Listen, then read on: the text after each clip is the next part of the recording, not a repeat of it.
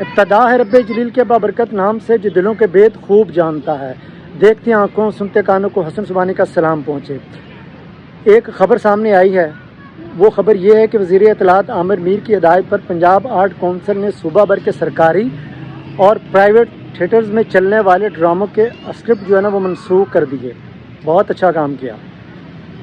عامر میر صاحب کے مطابق اسکرپٹ منسوخی کی بنیادی وجہ جو بتائی جا رہی ہے وہ یہ ہے کہ اسٹیج ڈراموں کے لیے ہوم ڈپارٹمنٹ کی جاری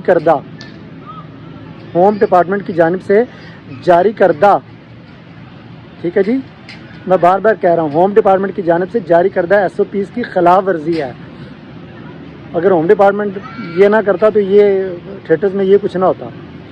اچھا کیا، اب کسی بھی تھیٹرز میں کوئی ڈرامہ نہیں دکھایا جائے گا۔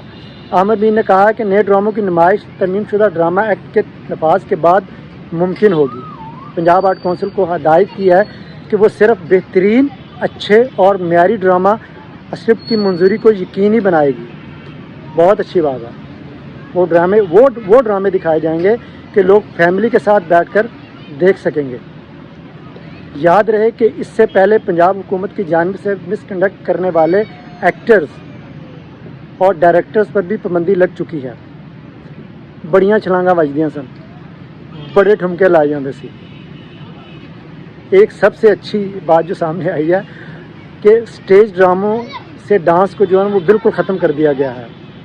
اب نئے آرڈر جو آئیں گے، نیا نوٹیفکیشن جو ہوگا، نئی ترمیم جو ہوگی نا، اس میں جو ہے نا وہ ڈانس کو بالکل ختم کر دیا گیا ہے۔ اب ڈرامے میں کوئی ڈانس نہیں ہوگا۔ میں سمجھتا ہوں اب ناظرین کو ٹھمکے دیکھنے کو نہیں ملیں گے۔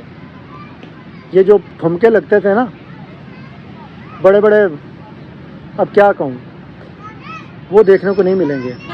اچھے اور معیاری فیملی ڈرامے جو ہے نا وہ آپ کو دیکھنے ملیں گے۔ میرے خیال میں عوام کی طرف سے ایک بڑا سراہا جا رہا ہے عامر میر صاحب کو۔